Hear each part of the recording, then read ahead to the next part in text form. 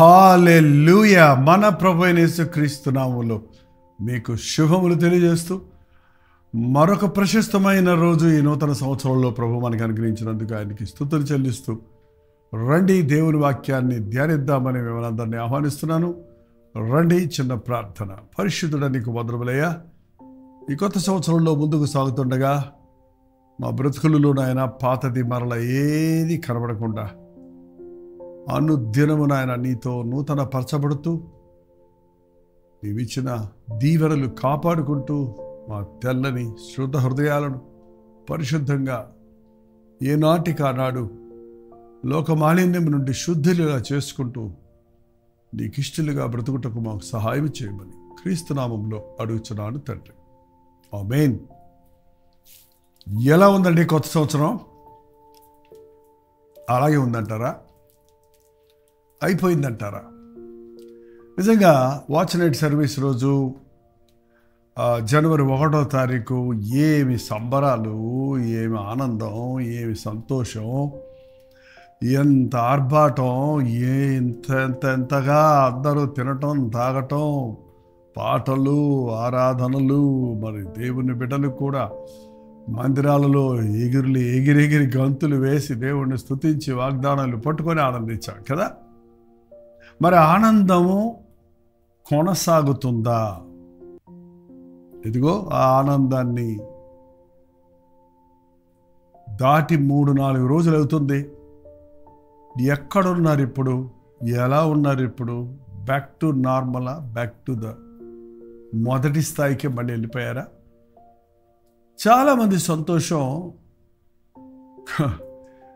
మామూలుగా మనం కితకితలు పెడతారంటారు చూసారా, చక్కల కితకితల్లో కొంతమంది వాడతారు. ఆ పెట్టినప్పుడు మాత్రం నవ్వుతారు, ఆపేస్తే ఆగిపోద్ది నవ్వు. అలాగా చాలామంది దేవుని బిడ్డలు కూడా ఈ రోజున ఆయా సందర్భాల్లో ఎవరో మనల్ని ప్రోత్సహిస్తే, ఏదో సందర్భంగా, ఏదో పండగ సందర్భం, ఏదో అటాసం, ఏదో మింత విడ్డూరం ఉన్నప్పుడు, మేలు దొరికినప్పుడు, సంతోషం ఉన్నప్పుడు ఆ కాసేపు సంతోషించడం మళ్ళీ మామూలు అయిపోవడం చూస్తున్నాం. అది కాదండి యేసుప్రభు మనకి ఇచ్చేది. యేసుప్రభు అన్నాడు, నా యందు విశ్వాసం ఉంచిన వారి కడుపులో నుండి జీవజల ఊటలు ఊరును అని. ఊరేటువంటి భక్తి. మీరు జల చూస్తుంటే ఆ ఒక్క బావిలో బావులు ఉంటాయి, ఒక్క బావిలో కొన్ని జలలు ఉంటాయి. ఎంతమంది నీళ్లు తోడినా మళ్ళీ అవి నిండుతూనే ఉంటుంది. ఎందుకంటే 24 hours ఆ జలలో నుండి నీటి ఊటలు ఉబుకుతూనే ఉంటాయి. ప్రభు ఇచ్చే ఆనందం అలాంటిదండి. పండగ అయిపోయింది కాబట్టి సంతోషం అయిపోయింది, లేకపోతే పరిస్థితులు మారిపోయాయి కాబట్టి నేను మళ్ళీ మామూలుగా వచ్చేసాను అనడం కాదు.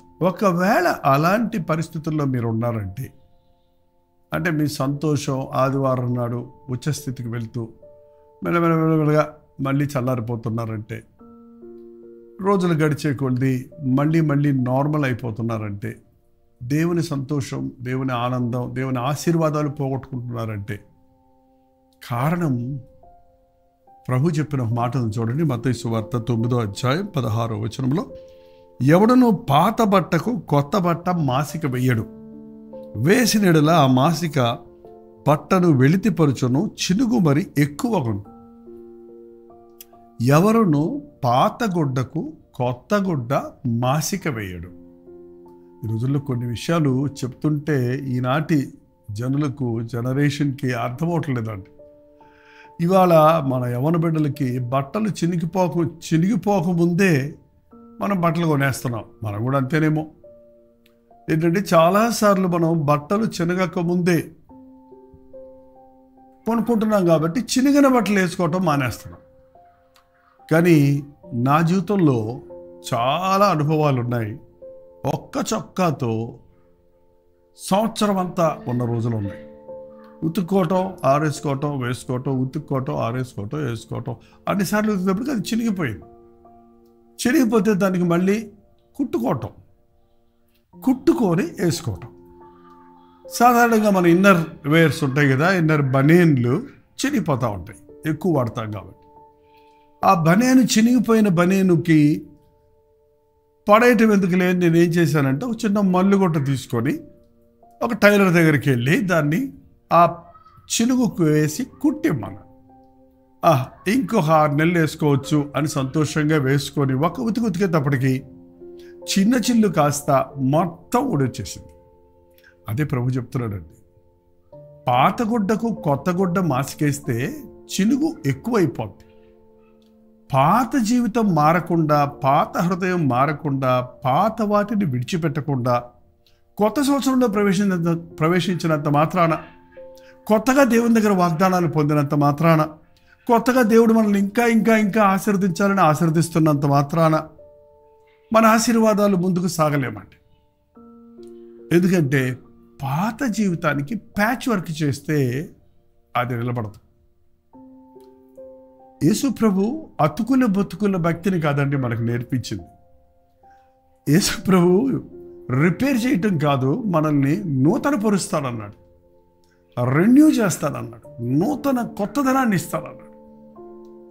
పక్షిరాజు యవనం వలె తన యవనము కొత్తదగు చూడనట్లుగా చేస్తాడన్నాడు. పాతది అనేది పాడేయమంటున్నాడు ప్రభు. ఈ రోజున చాలామంది జీవితాల్లో ఆ కొత్తదనాన్ని అనుభవించాలని ఆశపడుతున్నారే కానీ పాత వాటిని విడిచిపెడతలేదు. అందుకనే మరింత హీనమైన స్థితికి దిగజారిపోతున్నారు. మీరు ప్రాచీన స్వభావాన్ని విడిచిపెట్టి నవీన స్వభావాన్ని ధరించుకోండి. శారీర సంబంధమైన మనసును విడిచిపెట్టి క్రీస్తు స్వరూప్యములో ఉన్న నవీన స్వభావాన్ని ధరించుకోండి అని బైబిల్ హెచ్చరిస్తుంది. ఇంకో మాట కూడా అన్నాడు ప్రభు, చూడండి 17వ వచనంలో, మరియు పాత తిత్తులలో కొత్త ద్రాక్షరసము పోయరు, పోసిన యెడల తిత్తులు పిగిలి ద్రాక్షరసము కారిపోవును, తిత్తులు పాడగును. పాత తిత్తులలో క్రొత్త ద్రాక్షరసం పోయారు, తిత్తులు పిగిలిపోతాయి, ద్రాక్షరసం అంతా పాడైపోద్ది, పడిపోద్ది. తిత్తులు అనే మాటకు మనకి ఇప్పుడు అర్థం తెలియదేమో. మనకి బాటిల్స్ వచ్చేసాయి, టిన్స్ వచ్చేసాయి.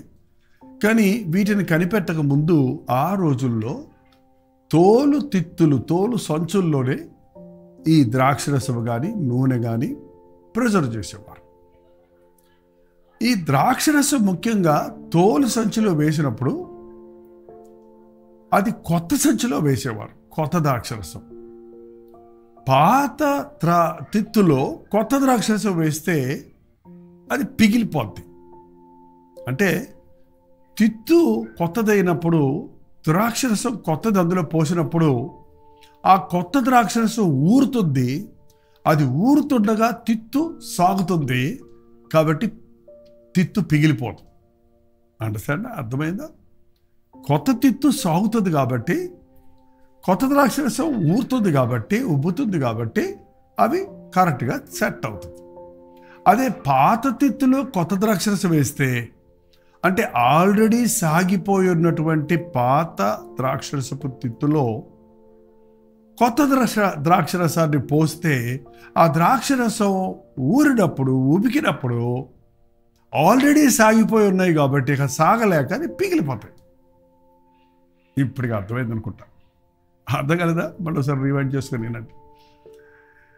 అలాగే మన పాత హృదయాన్ని, పాత విశ్వాసం, పాత జీవితం, పాత మెట్టులో, పాత స్టాండర్డ్స్లోనే ఉండి దేవుడి దగ్గర నుంచి అత్యధికమైన ఆశీర్వాదాలు, దీవెనలు, ఉన్నతమైనటువంటి స్థాయిలో ఉన్న ఆయన తలంపులతో, ఆలోచనలతో మనల్ని నింపుకోవడానికి ప్రయత్నించినప్పుడు పట్టజాలనని ఆయన దీవెనలు పట్టక మన హృదయాలు పిగిలిపోతాయి, లేక పాడైపోతాయి. అది చెప్పాడు. అందువల్ల ద్రాక్షరసము, తిత్తులు రెండు పాడైపోతాయి. చూడండి, ఈ రోజున అనేక మంది నన్ను ఎక్కువ దేవుడు ఆశీర్వదించాలని ఆశపడుతున్నారు. కానీ దానికి తగినంతగా నీ హృదయాన్ని సిద్ధపరచుకుంటున్నావా? నాకు ఎక్కువ ఆశీర్వాదాలు కావాలి, మోయలేనన్ని దీవెనలు కావాలంటున్నావు. మరి మోయటానికి నీ పాదాలు స్థిరపరచుకుంటున్నావా? దేవుని ఆశీర్వాదాలు మోయలేక పడిపోయేవారు, దేవుని ఆశీర్వాదాలను పొంది వాటిని కృతజ్ఞత లేక అహంకారానికితో గర్విష్ఠులై నష్టపోయేవారు ఎంతోమంది ఉన్నారండి. అందుకని ఈ కొత్త సంవత్సరంలో ఇంకా పాత మనసు, పాత క్యాలిక్యులేషన్స్, పాత ఆలోచనలు, పాత ప్లాన్స్ అన్నీ వదిలిపెట్టేసేయండి. క్రొత్తదనం దేవుడిస్తున్నాడు. నూతనమైన హృదయాన్ని నీకు ఇస్తానన్నాడు. నూతనమైన స్వభావాన్ని నీకు ఇస్తానన్నాడు. నూతనమైన క్రొత్త హృదయంలో క్రొత్త దీవెనలతో నువ్వు నింపబడ్డప్పుడు నీవు అభివృద్ధి పొందుతావు, నువ్వు ఆశీర్వాదకరంగా ఉంటావు.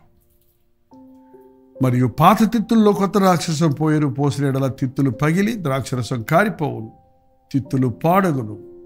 అయితే క్రొత్త ద్రాక్షరసము క్రొత్త తిత్తులలో పోయిదురు, అప్పుడు రెండు చెడిపోక ఉండును. ఈ నూతన సంవత్సరంలో పాత దానికి ఆల్టరేషన్ చేసుకోవటం కాదండి క్రైస్తవ భక్తి. పాతది విడిచిపెట్టి క్రొత్తది దేవుడు ఇవ్వడానికి సిద్ధంగా ఉన్నాడు. దాన్ని సంపాదించుకోవాలి. నూతన హృదయాన్ని ప్రభు నాకు దయచేయి, నూతన స్వభావాన్ని నాకు దయచేయి. అప్పుడు నూతన ఆశీర్వాదాలతో మనం నింపబడ్డప్పుడు మనం అభివృద్ధి చెందుతాం, మనం ఆశీర్వదించబడతాం, మరి అనేకులకు ఆశీర్వాదకరంగా ఉంటాం. ఈ కొత్త సంవత్సరంలో ప్రవేశించి సాగుతూ ఉండగా ఒక్కసారి పరిశీలించుకోండి. ఇంకా పాతది ఏదైనా, ఆ కోపము, ఆ ద్వేషము, ఆ అసూయ, ఆ యొక్క సోమరితనం, ఆ నిర్లక్ష్యం, ఆ విడవలేనటువంటి దురభ్యాసాలు, ఇంకా పాత జీవితంలో నువ్వు సెల్ ఫోన్కి బానిసమై ఉన్నావు. ఇంకా నేను ఈ సెల్లే నేను వాడను ప్రభా, అవసరమైనప్పుడే వాడతాను ప్రభా అని మీరు ప్రార్థన చేస్తుంటారు కూడా, చెప్పుంటారు మీ పాస్టర్ గారు, నేను చెప్పాను. మరి కొత్త సంవత్సరంలో మళ్ళీ అవసరమైనప్పుడే సెల్ పెట్టుకుంటున్నావా? 24 గంటలు సెల్ పెట్టుకొని కూర్చుంటున్నావా? నువ్వు సెల్లో దేవుని వాక్యాన్ని వింటే అది వేరే విషయం. ఎంతసేపు దేవుని వాక్యాల కోసం మీరు సెల్ వాడుతున్నారు, ఎంతసేపు ప్రయోజనకరమైన ఫోన్ కాల్స్, వాట్సాప్లు చేస్తున్నారు, ఎంతసేపు అవసరం లేని వాటిని గెలుగుతున్నారు. ఒక తీర్మానం చేసుకున్నాక నూతన సంవత్సరంలో ప్రవేశించి మళ్ళీ అదే పదంలో పోతుంటే కొత్త సంవత్సరం నాకు కొత్తగా లేదే అంటే ఎలా ఉంటుంది చెప్పండి? ఈ కొత్త సంవత్సరంలో నాకు దీవెనలు లేవే, నాలో వ్యత్యాసం ఏం కనపడటం లేదే అంటే ఎలా ఉంటుంది? చిల్లు కొండలో ఎన్ని నీళ్లు పోసినా అవి పోతాయే కానీ అందులో నిలబడవు కదా. ఈ నూతన సంవత్సరంలో ఆశీర్వాదాలు నువ్వు నిలబెట్టుకోవాలంటే, ఆయన వాగ్దానాల నెరవేర్పు నీలో జరగాలంటే నీ హృదయాన్ని సిద్ధపరచుకోవాలి. నీ జీవితాన్ని రూపాంతరం పొందినట్లుగా ప్రభు సన్నిధిలో కనిపెట్టి ప్రార్థించాలి. దేవా, కొత్త జీవితాన్ని నాకు ఇవి, కొత్త హృదయాన్ని నాకు ఇవ్వు, కొత్త ఆశీర్వాదాలతో నన్ను నింపని ప్రార్థించాలి. యేసుక్రీస్తునందు విశ్వాసంతో మన పాపములను ఒప్పుకొని విడిచిపెట్టినప్పుడు మాత్రమే అది జరుగుతుంది. పాతది నాలో ఉంది అన్నప్పుడు పశ్చాత్తపడు. పాతది ఏదో నాలో ఉంది, అందుకే నా బలహీనతలు నన్ను వెంటాడుతున్నాయి అని నీవు గ్రహించుకుంటున్నప్పుడు వాటిని ఒప్పుకొని విడిచిపెడితే క్రీస్తు రక్తం ప్రతి పాపము నుండి మనల్ని పవిత్రంగా చేస్తుంది కదా. ఎవడైనా క్రీస్తు యేసునందు ఉన్నాడో వాడు నూతన సృష్టి, పాతవి గతించను, సమస్తము కొత్తవాయ. సో అంతలోకే ఈ కొత్త సంవత్సరం పాతదైపోయింది అనుకోక, అనుదినము నూతనముగా ఆయనకు వాత్సల్యత పుట్టుచుంది కనుక, దేవా, ఈ నూతన సంవత్సరంలో ప్రతిరోజు నీకు ఇష్టడుగా జీవించినట్లు పాతదేది పులిసిందేది నేను ఈ నూతన సంవత్సరంలోనికి కంటిన్యూ చేయకుండా నీ రక్తములో నన్ను కడిగి నీ సాక్షిగా చేసుకోమని ప్రార్థిద్దాం. ప్రార్థన. పరిశుద్ధుడా, ప్రేమగల తండ్రి, పాత జీవితానికి స్వస్తి చెప్పి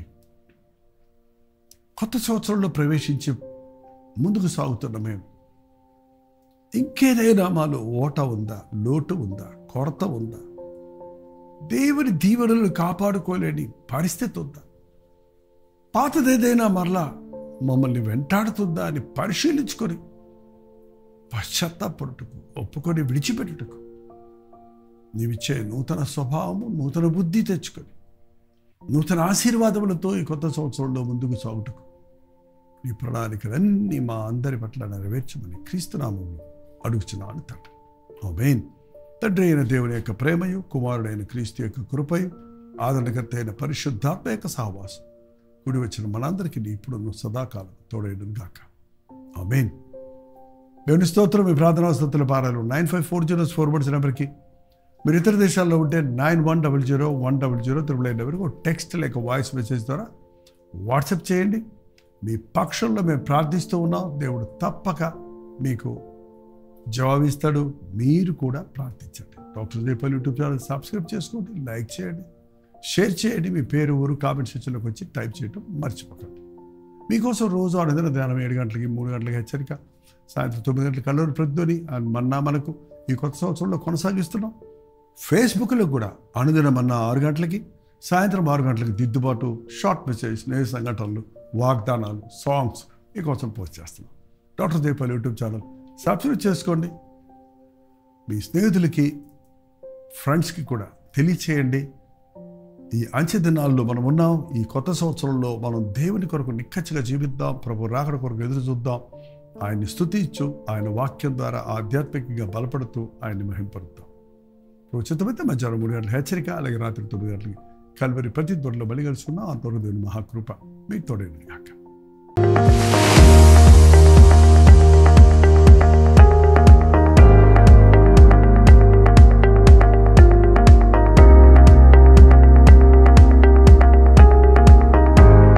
హల్లెలూయా. పాండిచ్చేరి పరిసర ప్రాంతాల్లో ఉన్న వారికి శుభవార్త. ప్రార్థనాపూర్వకంగా పాండిచ్చేరిలో 1 డే గెట్ టుగెదర్ను ప్రభుత్వమైతే జనవరి 26వ తారీఖు ఏర్పాటు చేస్తున్నాం. మధ్యాహ్నం 2 గంటల నుంచి 5 గంటల వరకు, అలాగే 6 గంటల నుంచి 10 గంటల వరకు 2 సెషన్స్గా పాండిచ్చేరిలో తెలుగు వారి కొరకు, తమిళ వారి కొరకు, మరి ఇతర భాషల వారి కొరకు ఈ ప్రత్యేకమైన 1 డే గెట్ టుగెదర్ ఏర్పాటు చేస్తున్నాం. మొదటిసారిగా పాండిచ్చేరి వస్తున్నాం. మిమ్మల్ని అందరినీ చూడాలని రండి, పాల్గొనండి. మీ స్నేహితులకు, బంధువులకి అందరికీ గుర్తు చేయండి. జ్ఞాపకం ఉంచుకోండి. చిరునామా గమనించండి.